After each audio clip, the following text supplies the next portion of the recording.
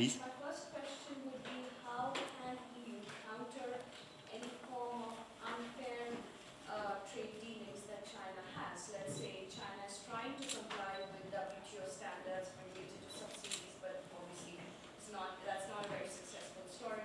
And also Chinese, EU-China relations in Africa, which is an interesting bilateral cooperation, which is not working when you think about human rights criteria, counterterrorism criteria, right?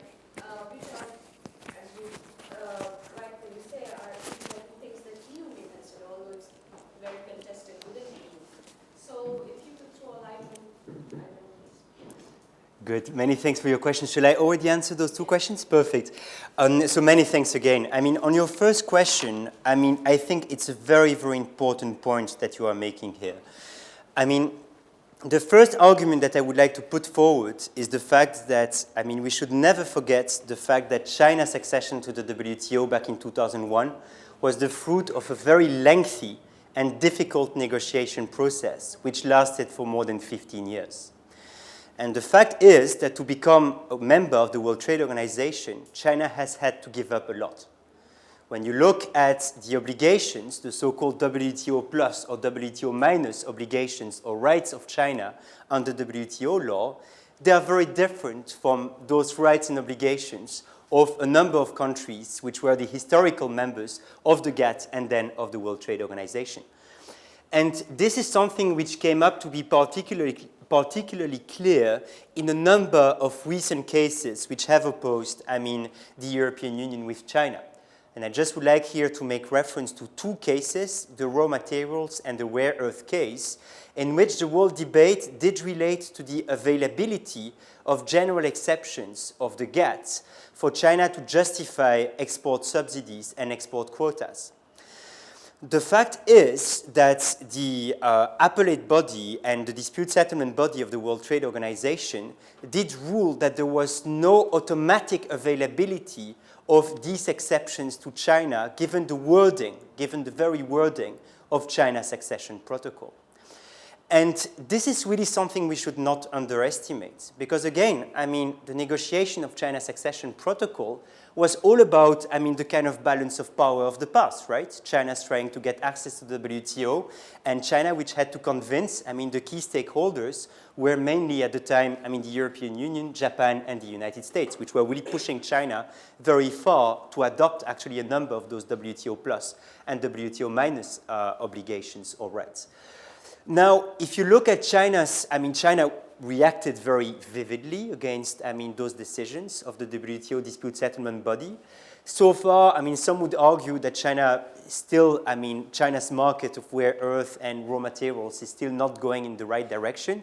But still, we haven't seen any compliance panel established following these two cases. Now, I mean, I just would like us not to underestimate the fact that we are literally talking here about issues which pertain to the state's sovereignty over its national resources, raw materials and rare earths. And it was quite interesting at the time to look at the reactions of other. I mean, here I want to talk about Russia, so I don't like to talk about an emerging country, but Russia was particularly vocal against those decisions of the dispute settlement body, saying that this decision was going very much against what had been promised to Russia when Russia was actually negotiating its accession to the World Trade Organization.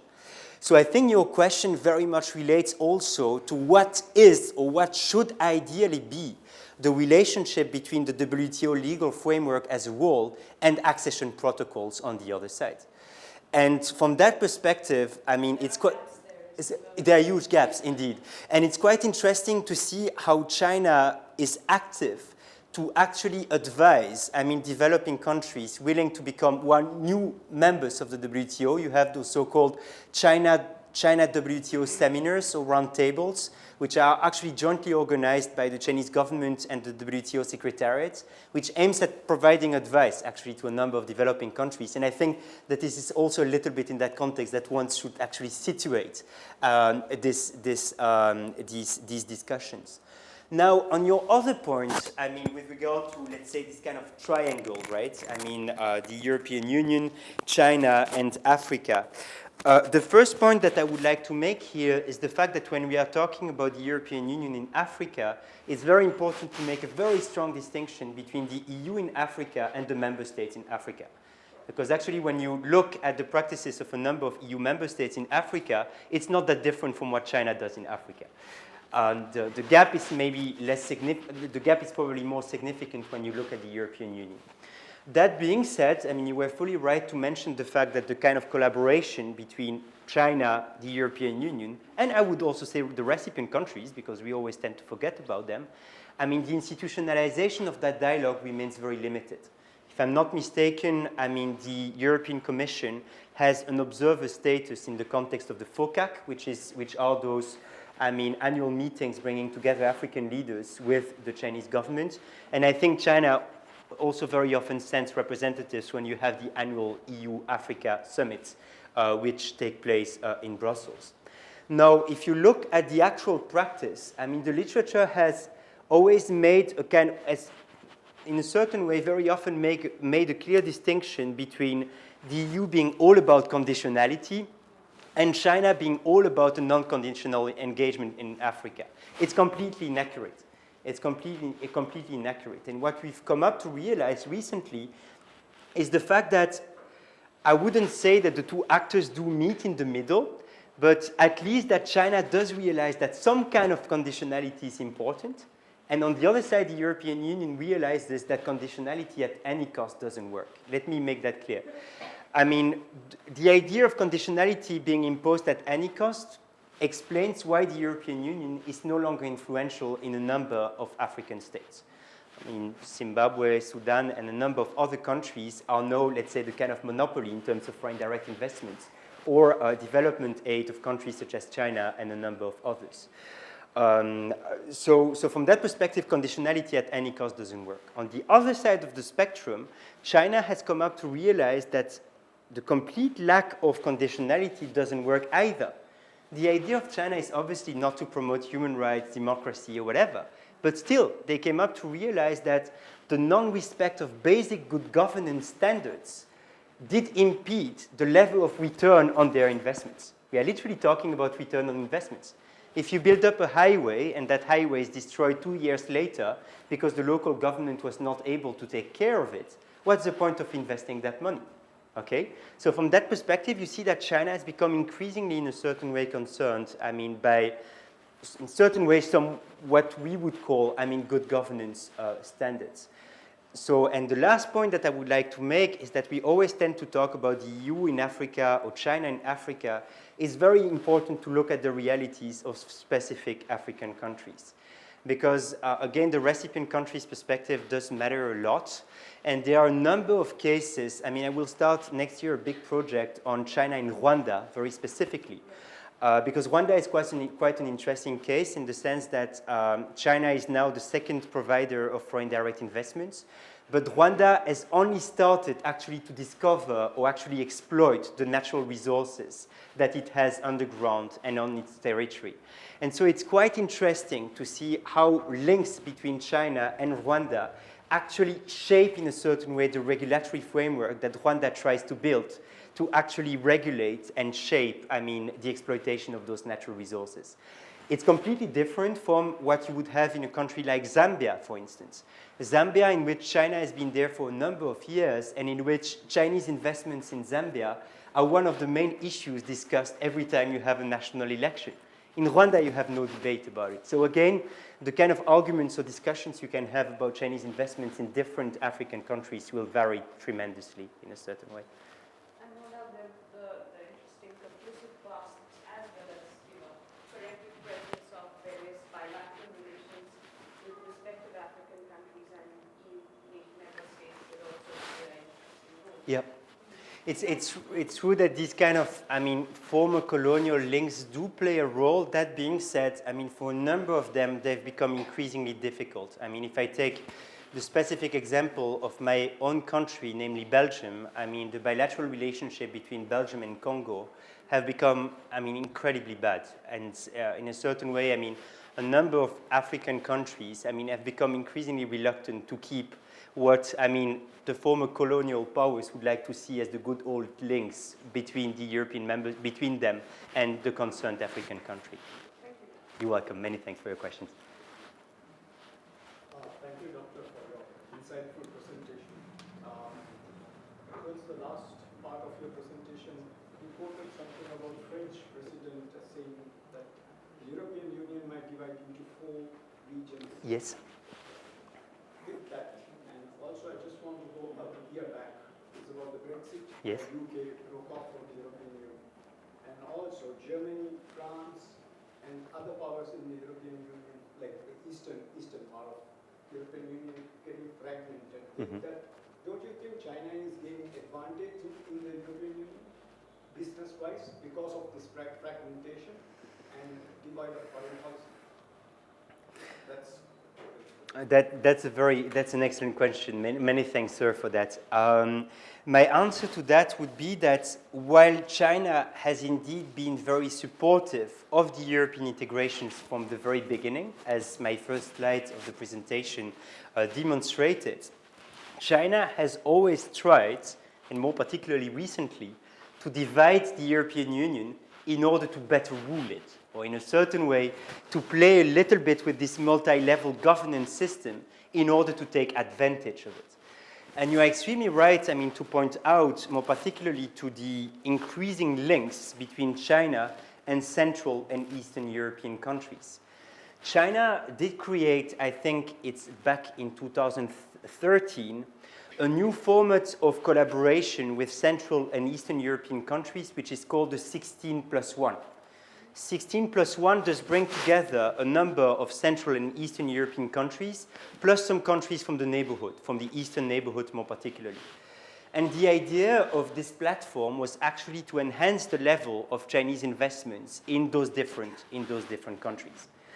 As you can easily imagine, the European Union was very skeptical or very critical against that initiative because they thought that the main channel of collaboration should either be at the bilateral level or at the multilateral level, but by multilateral, obviously, they mean at the European Union level.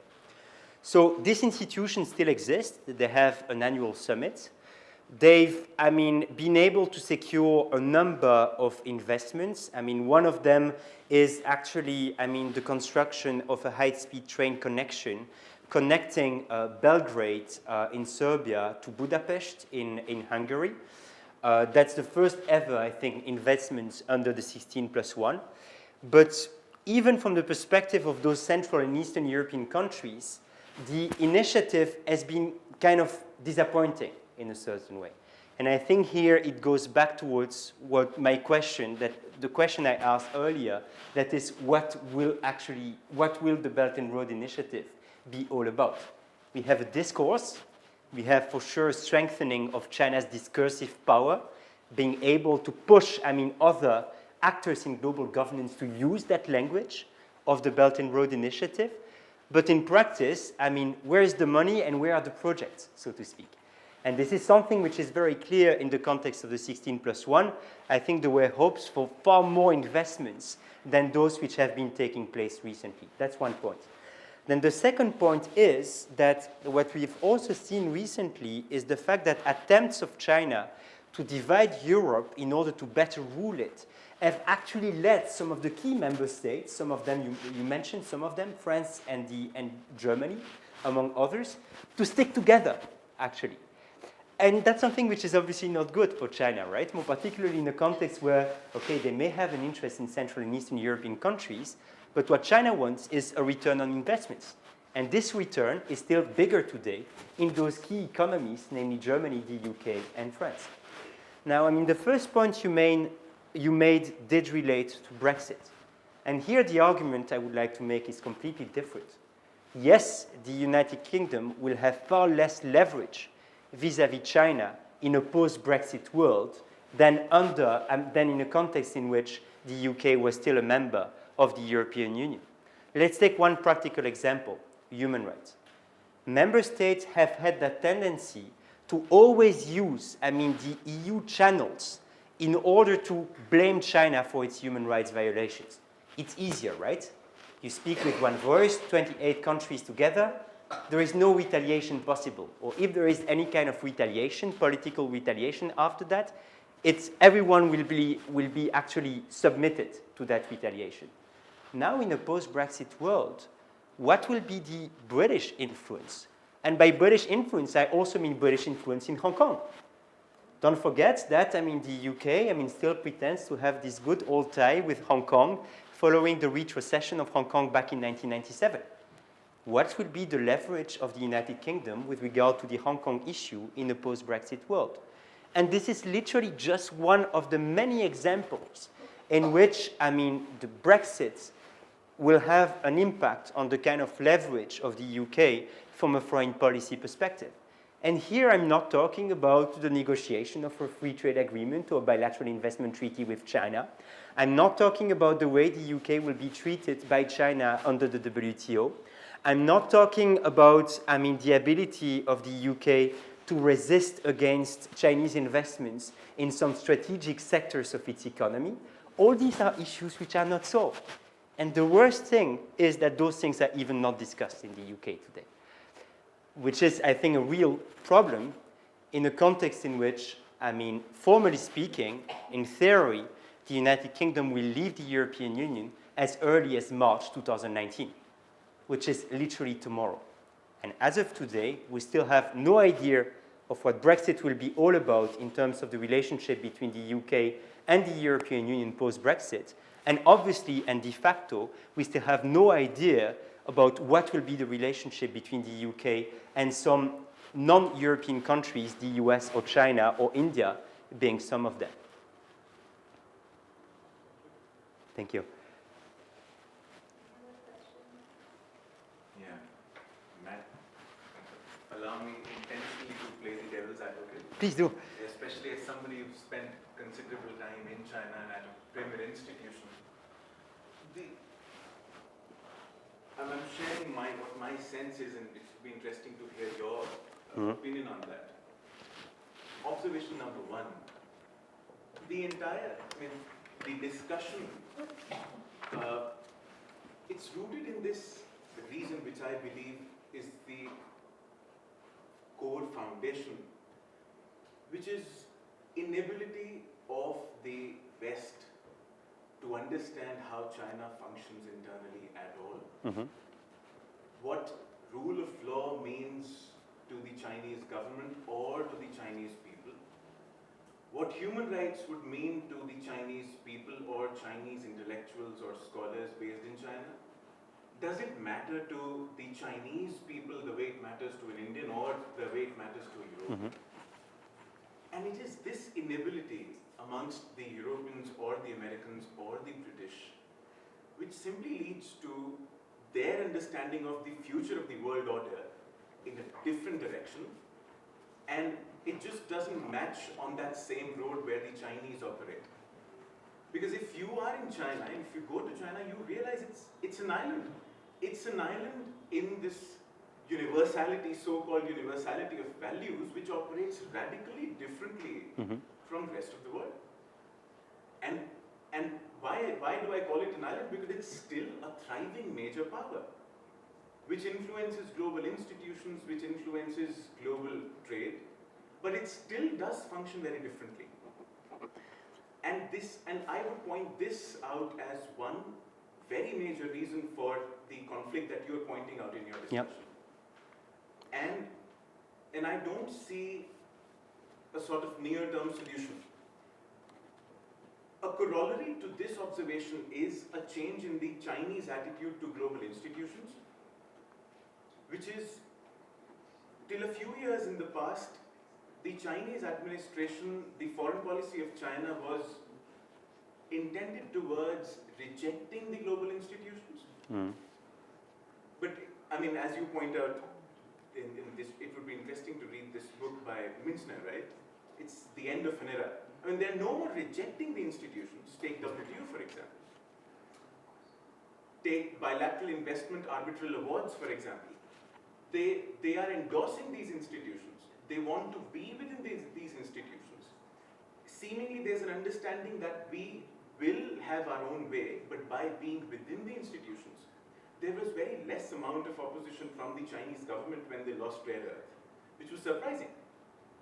There was no political statement coming from the president's office that it's against our agreed terms or something. All the Russians pointed out. And I mean, it will be good to hear from you how you see it going further. The fundamental mismatch of the understanding. Many thanks for this very thought-provocative question. I was expecting that from you, so that's excellent. Many thanks for that. What you are pointing out too is, I mean, what I would call a conceptual gap versus, I mean, a definitional gap. On the one side, there is the idea that China and, let's say, the West, even if I hate that term, now use the same terminology. China talks about the rule of law. China talks about human rights. China even talks about democracy. We use the same language. But, as you rightly pointed out, the way those concepts or those values are defined are very different. So for me, that's a key issue. I mean, how can we actually make sense of a reality in which we use the same terminology, but at the same time do define those values in a very different way? That's one point. Then the question is, obviously, how can we fill in that gap?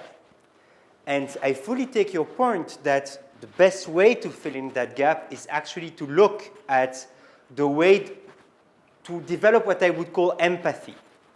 The idea is not to agree with each other, but at least to try to understand the national conditions which explain why these concepts or these values are defined in that specific way. Just would like here to refer to one amazing book which was published last year, which has as a title, Is International Law International? And it's really excellent because it very much relates to that debate, right? I mean, how can we question the very idea of universalism? I mean, or the pretension of international law to have a kind of universal scope or to be projected as a kind of a universal idea. So indeed, building up that kind of empathy and trying to understand the national condition behind the very national understanding of certain international realities or certain international values is something which is very important. And hence, that's why I've always thought that the rule of law is very interesting from that perspective. Because in very sharp contrast with human rights, we don't have a so-called universal declaration on the rule of law defining what the rule of law is all about and saying that there is only one definition which should be applicable across all legal cultures and traditions. Back in 2012, there was a resolution adopted in September 2012 by the United Nations General Assembly, which recognized the fact that there is a diversity in understandings of the rule of law across jurisdictions. And we don't need to look very far from that. Even within the European Union, when you compare the English tradition of the rule of law with the German Rechtsstaat or the French État de droit, we are literally talking about traditions which are talking at cross purposes. They are in contradiction with each other. So there is really this idea of the rule of law as a homegrown concept. And from that perspective, I mean, that's why, I mean, I actually published that book, and that was the whole idea behind it, to start from the idea of the rule of law as being an essentially contested concept. An essentially contested concept that we need to understand as a homegrown concept. Now, obviously, with some other values, this kind of reflection becomes more difficult. I mean, in the sense that if you take a more legalistic perspective, China did sign and ratify the Universal Declaration of Human Rights, the International Covenant on Economic and Social Rights. China did sign but did not ratify, as of now, the International Covenant on Civil and Political Rights. When some Chinese tell you, I mean, the Universal Declaration is all about Western ideas, they forget that one of the key drafters of the Universal Declaration was, okay, it was the Republic of China's diplomat, I always forget his name, but who, together with Eleanor Roosevelt and Charles Malik of Lebanon, actually drafted the Universal Declaration of Human Rights. The reference to the idea of conscience or consciousness in Article 1 of the Universal Declaration. That's not really a Western idea. I mean, for me, the idea of conscience is something that I do not really understand with my own philosophical or religious background. That's a very Chinese idea, and it's in the Declaration. So from that perspective, I mean, I'm always a little bit, careful, and the first point that I always make to answer such questions is to say, okay, but we have international covenants, we have international treaties which have been signed and ratified.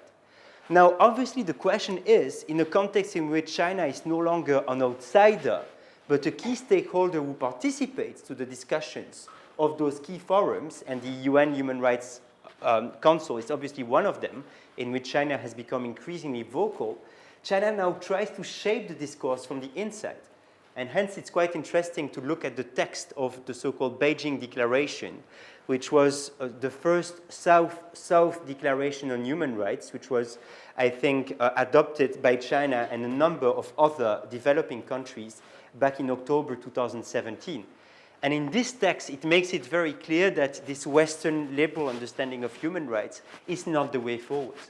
Now, the question is, obviously, to what extent will China be able to actually shape the discourse or the focus on, let's say, human rights issues, more particularly in UN fora. And from that perspective, it remains to be seen how will the periodic review before the UN institution will take place in October or November 2018. China will go through its third, I think, periodic review of its human rights records.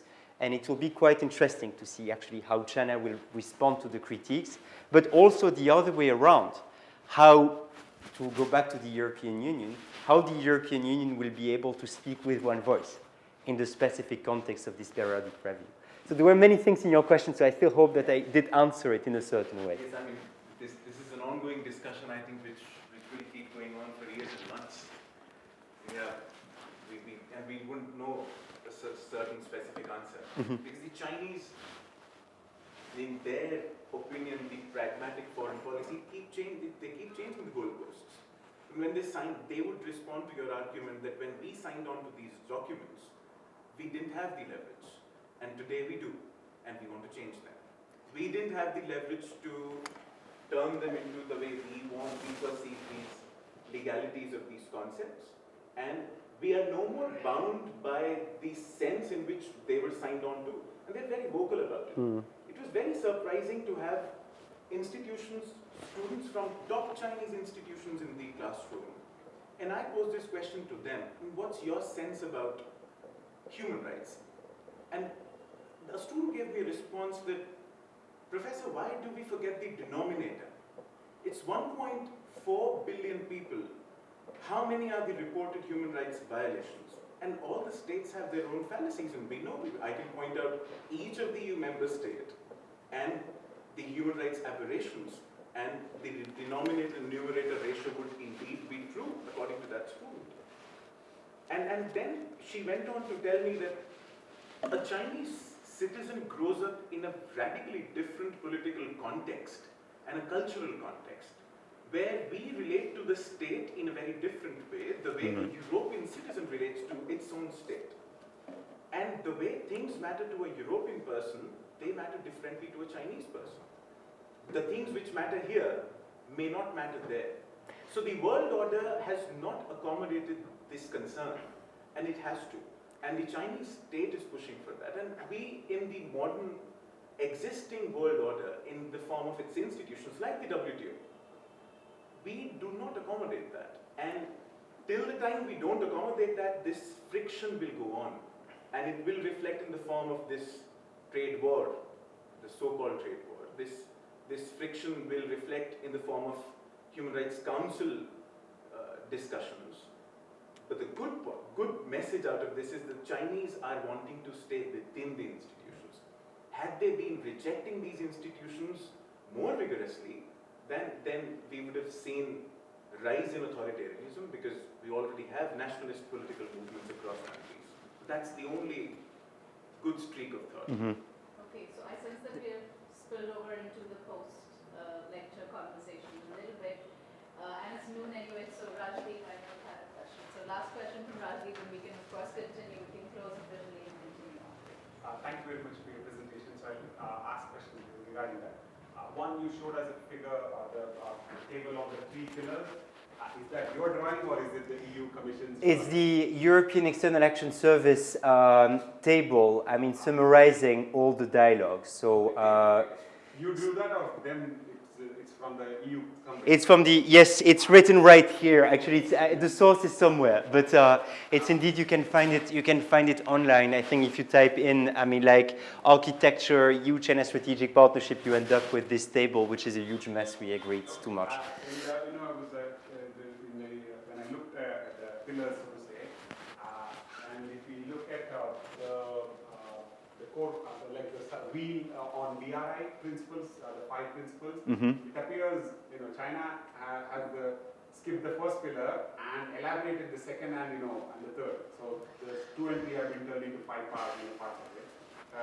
So there seems to be like it's echoing, but China seems to be only concerned in its BRI response, ignoring the political part, just the economic. I thought an observation.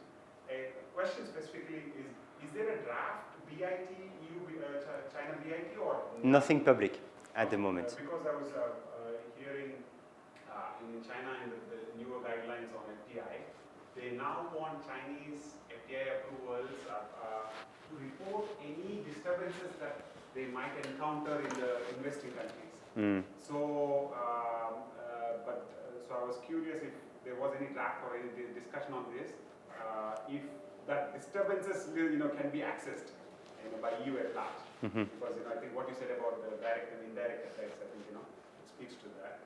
A third, so you've answered part of that, I would say. A third thing is in the context of the BRI, was it, I'm ignorant on this, so was it EU joining the Chinese proposal on BRI or was it individual European countries joining BRI projects? Because if it was multilateral, I am curious. If it's bilateral, I think you can ignore my question, but if it was multilaterally, how was it that EU ignored the stance taken by India to not join BRI? Did they not, view us as this democratic partner, or money trumped all other interests? If it was a multilateral, thank you. Many thanks. I mean, Keliani was right to say that today there would be a small but very informed crowd. So I'm extremely grateful for all your extremely interesting questions. On the first one, so as I said, I mean, there is no draft available. And it just makes me think, your question just makes me think of another point which I did not mention. We should not forget how controversial those bilateral investments or free trade agreements have become within the European Union itself. In order for you to understand the process of how it works, I just would like to mention the fact that it is indeed the European Commission who has a mandate to negotiate free trade agreements or bilateral investment agreements under the Treaty of the European Union.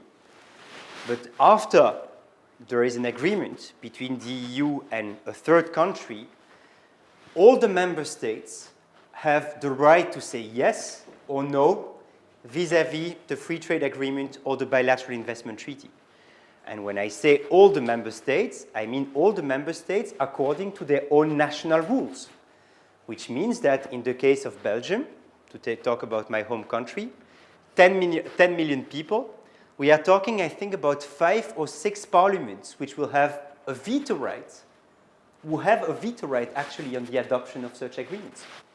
This is actually, I mean, the institutional framework which explains why we had that so-called drama in the context of the negotiations of a comprehensive trade agreement between the European Union and Canada, the so-called CETA. Because it's a very small parliament, the parliament of the Walloon region, which is the region where I come from, which said that they were against, at a certain point, this agreement. And in practice, this very small parliament, representing less than 5 million people, has the power and the legitimacy to block a bilateral trade agreement or bilateral investment treaty negotiated on behalf of more than 500 million people and on behalf of 28 member states. So just to say that, I mean, the overall idea of, even if the EU is able to reach an agreement Whether it will be accepted by the 28 member states or not does remain an open question. And I can tell you that the human rights concerns will be debated. We are not talking about Canada here, we are talking about China. And just if I may, on that very specific point, I mean, the EU is now, has just negotiated, I mean, a free trade agreement with Vietnam. The first point to be discussed by the Walloon Parliament on this free trade agreement with Vietnam was human rights in Vietnam. That's the first point of discussion that the Walloon Parliament identified as being a point to be discussed in that specific agreement. So from that perspective, I think that for a number of parliaments, whether, I mean, the human rights implications of such a bilateral investment treaty will be discussed, at least by the parliament. And no qualified majority rule can be applied here? It all depends on the rules of, I mean, on the constitutional structures of the 28 member states. That's one point. Then second, let's not forget that the overall status of ISDS, of investor-state dispute settlement, still remains very uncertain. There are a number of pending cases before the European Court of Justice on whether the very system of ISDS does comply with EU law. If the ECJ says that it does not comply, what is the future of, or what will be the shape of the European Union international investment law strategy?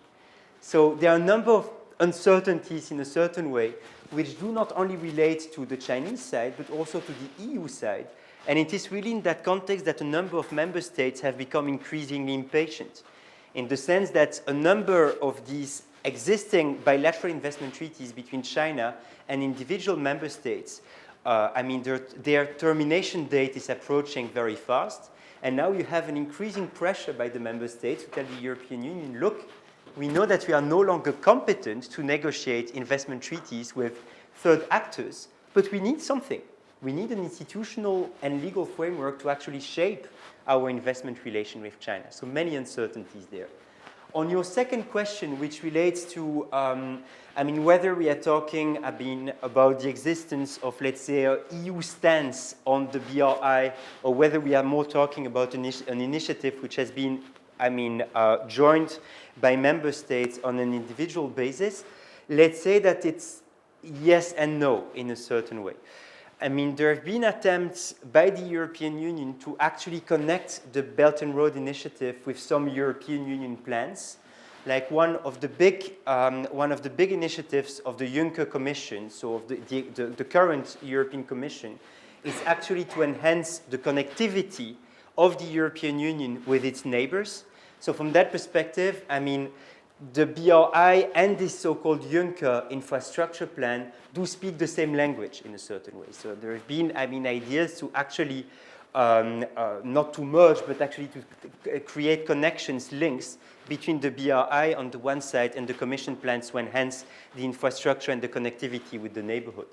Now, in other instances, I mean, if you think about, let's call it, one of the financial arms of the Belt and Road Initiative, namely the AIIB, the Asian Infrastructure and Investment Bank, there the least that we can say is that there has not been any kind of EU approach towards the Asian Infrastructure and Investment Bank. I think it is as many as 19 EU member states who have joined the AIIB as founding members of the AIIB, including actually the UK, France, and Germany. I mean, the big three member states are there.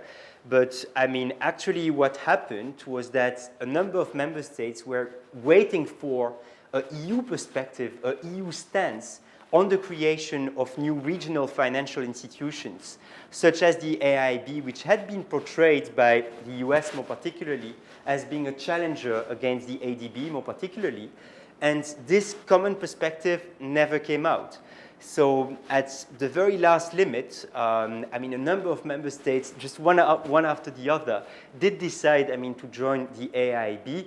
And at the end of the day, I mean, the EU, I think, released a number of statements in which they said that they were supportive in a certain way of the creation of new institutions such as the AIB. So you see, it's a little bit of a mixed story, attempts to coordinate and create links between the BRI and some of the EU strategic plans, let's call them that way. But on the other side, the lack of coordination on some key issues, such as, for instance, the creation of the AIB. Thank you so much, everybody, for being here today. Please join me in thanking Mathieu. Thank you, Kilian. Many thanks.